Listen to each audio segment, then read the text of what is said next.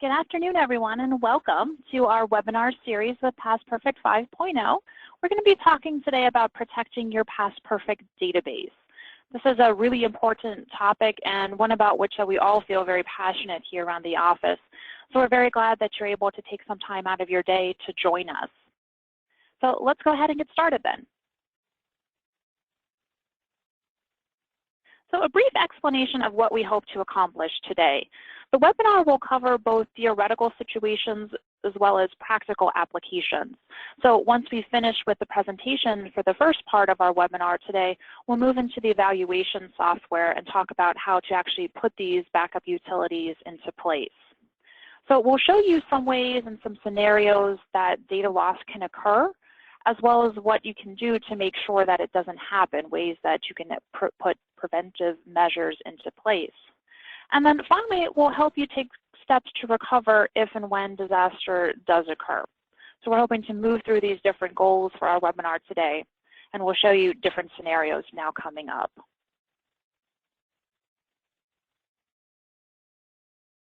One of the more common causes of data loss is through hard drive failure. So if the server or the main computer crashes, you might lose all the data that was on the drive. And not just your PastPerfect data. If you are saving your large archival TIFF images to the server, if you have company docs or documents that you share with your colleagues, even personal files or backup emails, all of these, if they're on the server drive, can potentially be lost if it gets damaged, if it burns out, or any number of things happen to make it fail. Server backups might not always capture all the information that was on the drive to begin with. Sometimes they're programmed to only capture certain folders, they're only programmed to be incremental in what it captures, and it might only capture files that have been recently updated. So it doesn't always equate to a complete backup of what exactly was on the drive originally. And we also can't rely just on server backups for PastPerfect. So there's other ways and other measures that you can take to make sure that you're protected in the event of a server or a hard drive crash. So one of these is making hard drive backups on your local computer. And so this is one option that you can take that will help you recover if you do experience a server crash or a hard drive failure. So your first line of defense and a minimum standard for protection should be the hard drive backup. Now, we recommend that you make a backup of data to hard drive every day that you work in the program. If you're on a network, that means that the program and the backups are local to your computer, but that the data is elsewhere. It's on the server or the main desktop computer, and that you're likely connected to several other computers that may also have PastPerfect on it. Now that's a great situation because that means that you have opportunities to make backups in multiple places. And if you are on a network, make backups on different computers, on different days, by different users. So that way, if the server does crash, or even one of those network workstations does crash, you have recovery options available very easily to obtain on the local workstations, your computer or other ones on the network. But if you're on a standalone computer, your program and backups are going to be local to your machine as well as the data. So that means everything that you have is on that one computer. So we still want you to make hard drive backups every day that you work, but it's going to become even more important if you're a standalone or a single computer that you have another source for making backups. So hard drive backups are great, but let's see what other options there are. And these take the form of those removable backups.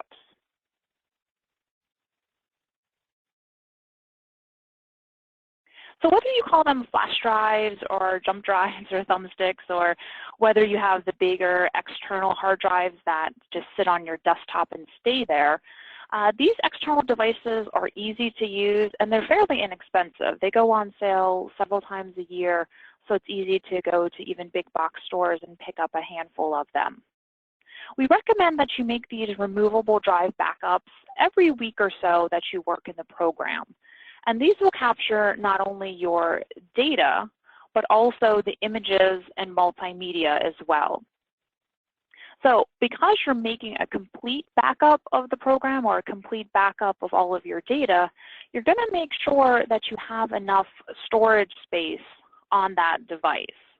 So you need to make sure that your complete backup is going to be smaller than the total size of the flash drive or external hard drive that you have available. One other thing to consider is that when you do make these removable drive backups, you're going to overwrite the existing one that's on that device. It can only keep one external backup at a time on any particular device. So that's why we suggest go to the store, grab a handful of them, and then rotate among 3 or 4 of them. So that way you're not immediately overwriting your most recent backup that you've made. You have a little bit of time that you can maybe have 3 or 4 weeks worth of a time range there to go back in case you need anything to refer to. One other recommendation that we have in terms of these removable devices is that we don't recommend that you keep them connected to your computer if you're not actively using them. So if you're not making a removable drive backup, or if you're not saving files to it, or getting files from it, just make sure they're ejected, make sure they're unplugged and accessible to you, but we don't want you to leave them connected to your computer, and you'll see why in just a second.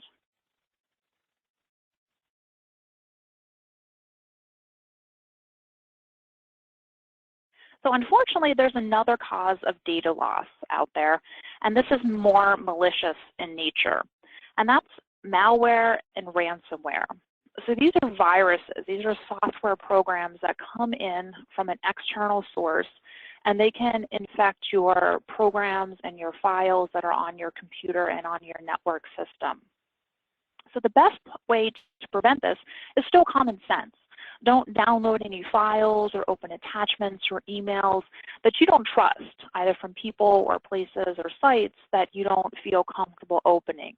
It's much better just to skip over it than to risk opening your computer up to a virus in this manner. There's also a new type of virus or malware called ransomware.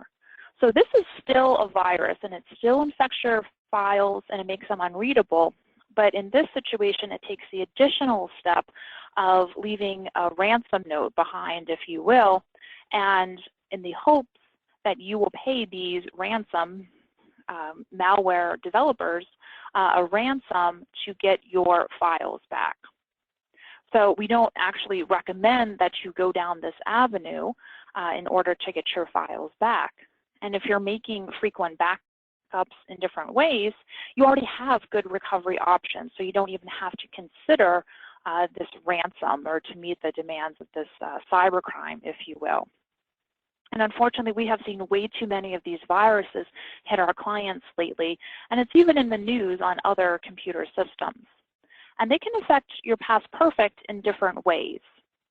One of the more common ways and a big indication that you have been hit with a virus is when you see these error number 15s, not a table. This is PastPerfect's way of communicating to you that this data table is completely corrupted. It is unreadable. PastPerfect doesn't know what to do with it, and it cannot open it.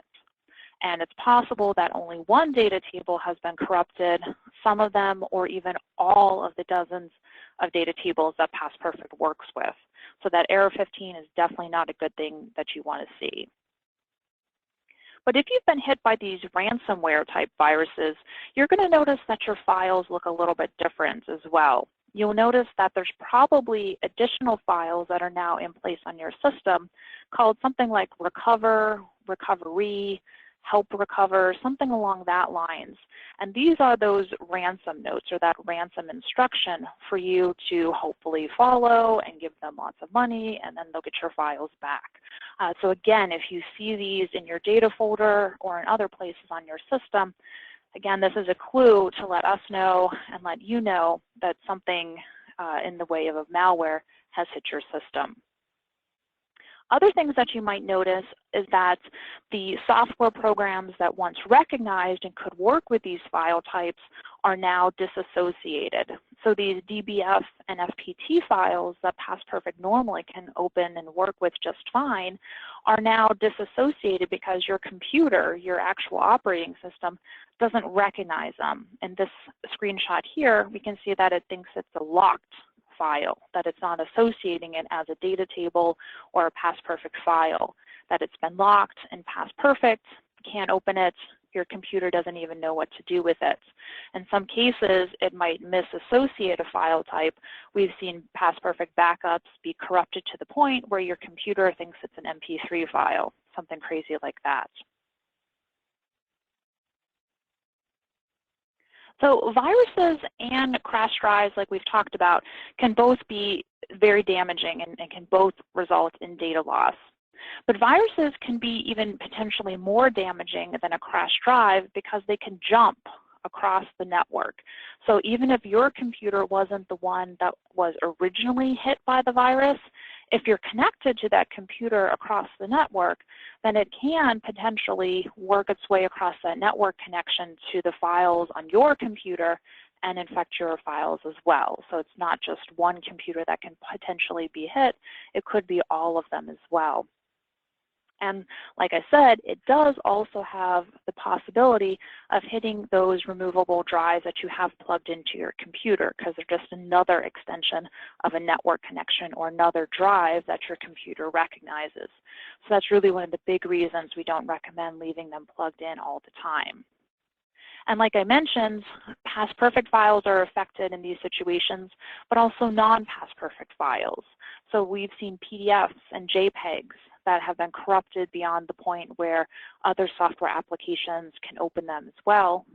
And unfortunately, PastPerfect backups are vulnerable too to this corruption. So we'll talk about different levels of backup solutions as well. This is why it's so important to have a series of these backup solutions, not relying on just one source to have your data protected.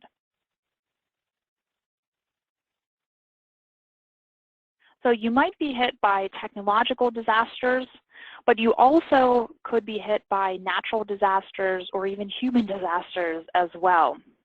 So you could be at risk of fire or flood.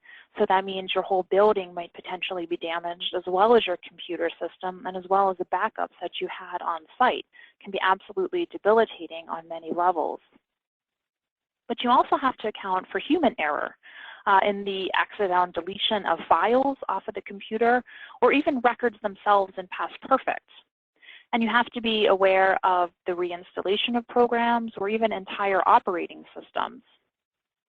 And you also have to be cautious of the potential theft or damage to these portable devices. So these laptops and these flash drives and external hard drives that we've been talking about are great. They're very convenient to use, but they're also easy to pick up and walk away. Plus, because they're so portable and easy to use, they're also more susceptible to being damaged. They're very easy to drop, to sit on, to step on, or to otherwise damage the computer and the contents of that computer and the drive beyond what is recoverable. So fortunately, there's another choice in your backup regimens, and those are disk backups. So we're talking now about CD and DVD backups. And these are very inexpensive. They're really just pennies each in a bundle. And they're great because they provide you an optical resource. These are non-magnetic, so they can't accidentally be erased the same way magnetic media can. And once you write to them, they can't be overwritten or corrupted by viruses. So even if you do have a CD or DVD RW, a rewritable drive, we recommend that you only use the disks one time so that when you make your backup, you burn it and then put it to the side. And then when you go to make your next disk backup, start with a fresh disk each time. That way your data is as safe and complete as possible. And again, because they're so inexpensive, you don't have to worry about wasting a lot of time and money making these backups. But also good because they don't wear out quickly. So unless you're popping them in and out of your disk drive and accessing the files on them constantly, they do have the potential to last for quite a long time in the future. And they're good because they let you start an archive of your backup. So you can have multiple disks sitting on your shelf or somewhere else that could go back months, maybe even years of data. And so if there is ever any question about what you once had in your collection or the discrepancy in data, we can work with you and obtain those older backups to get to the bottom of the situation. So we definitely can work with an archive of backups. And again, because they're so easy and portable and inexpensive, you can easily take them off-site for a further level of protection. So you can burn a backup, send it home with your board presidents, put it in your bank vault, even put it in a mailer and send it across the country to a partner museum. Maybe you want to start a reciprocal relationship with a museum that's outside of your geographic area. That way, if disasters do strike one or the other organization, you know that there's another site that has your back, and then they can provide you with your own data if and when you need to recover from it.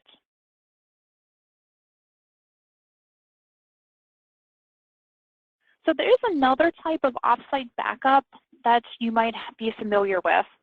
And these, again, are good in addition to these other backup utilities that we've been talking about.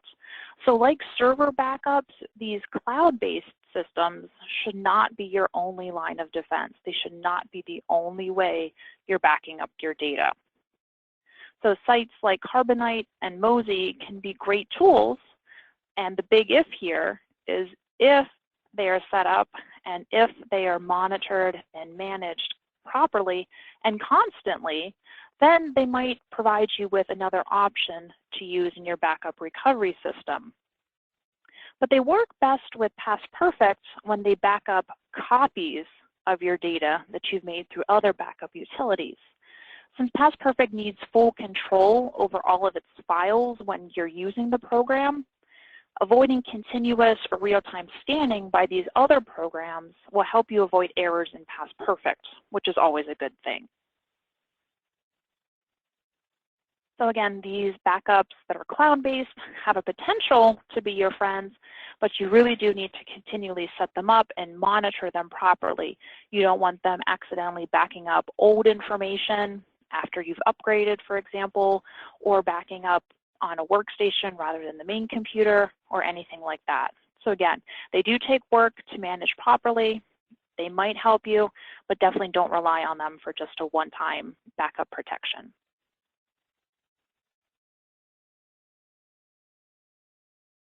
So we've been talking a little bit about different worst-case scenarios, and unfortunately, we do have to work with clients to recover lost data after crashed drives or viruses or even a combination of all these disasters. One of the worst parts of our job is to have to tell clients that they have to go back to data that's 2 years old or even more because no other backups were made, and they now have to redo 2 years worth of their hard work because there's no other backups. So the bottom line is this: your data is too important and your time is too valuable to have this happen to you. You might not be able to prevent the disaster from happening, but you can help what comes next, and that's the recovery process. So we want you to call us when you have a disaster or when you need help. Even if you don't have support, we want to help you. We'll work with you, your IT, other users to figure out what happens, what backups you have available, and what the plan going forward should be. We understand that this is a terrible situation that you're facing and that you're going through, but we don't want you to make it worse by acting in haste and trying to quickly restore an old backup or work very quickly just to get back up and running again. But if you do experience a disaster and you've been making all of these backups as we recommend that you do, you're going to have really good recovery options so that you can very quickly and easily, in a matter of very little time, get your entire system and PastPerfect back up and running again.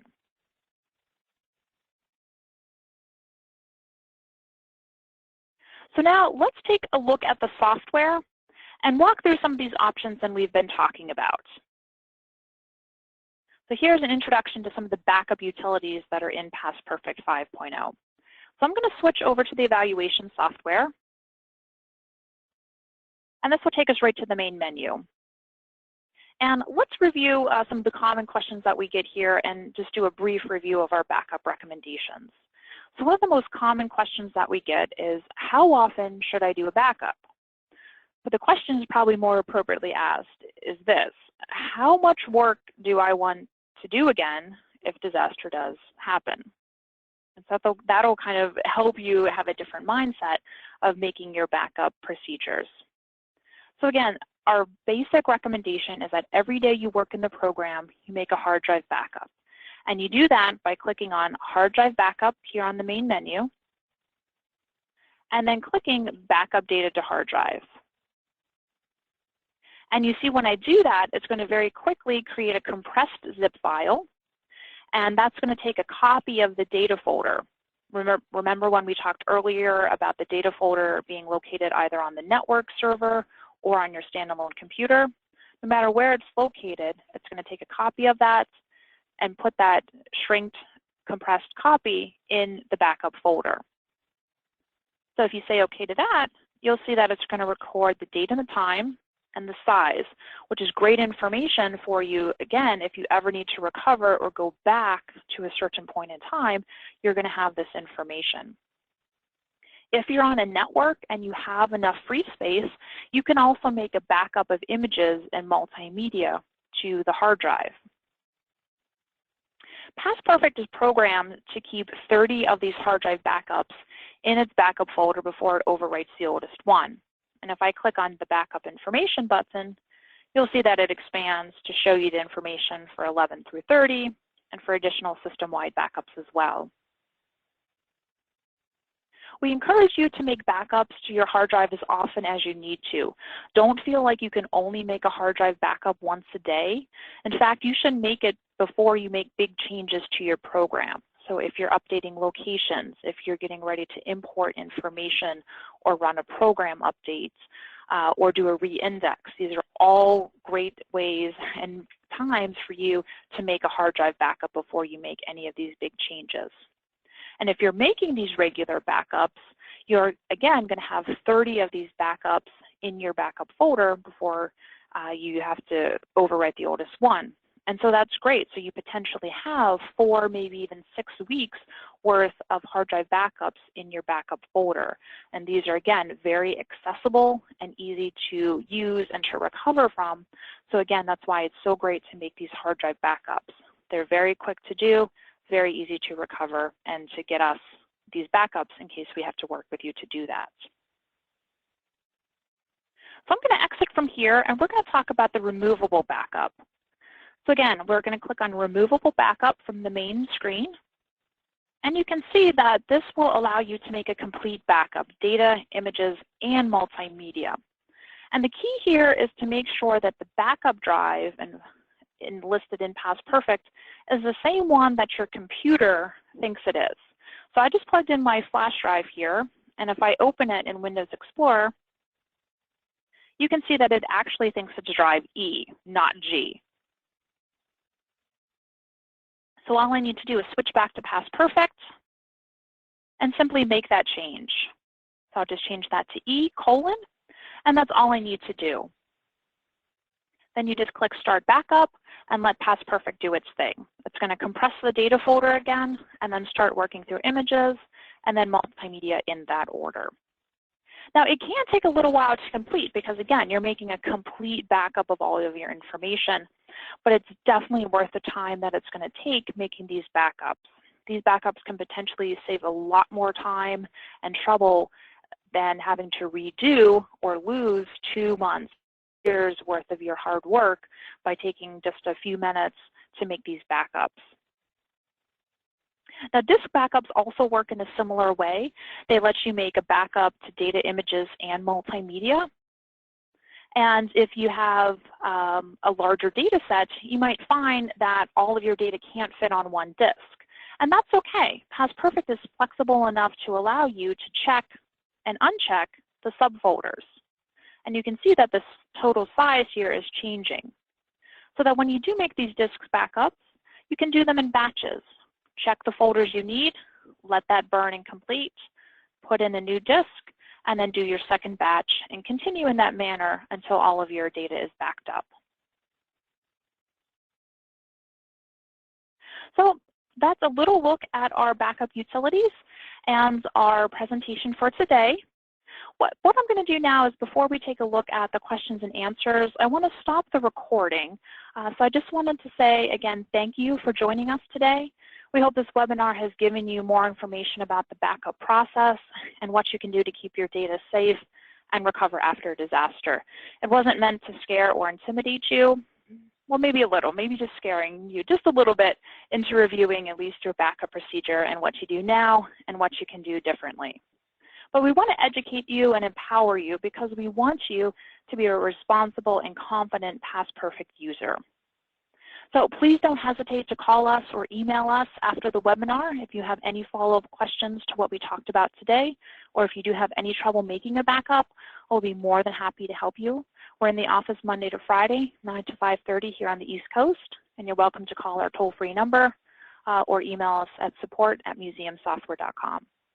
So I'm going to stop the recording now, but thanks again for joining us. We hope you have a great rest of your day.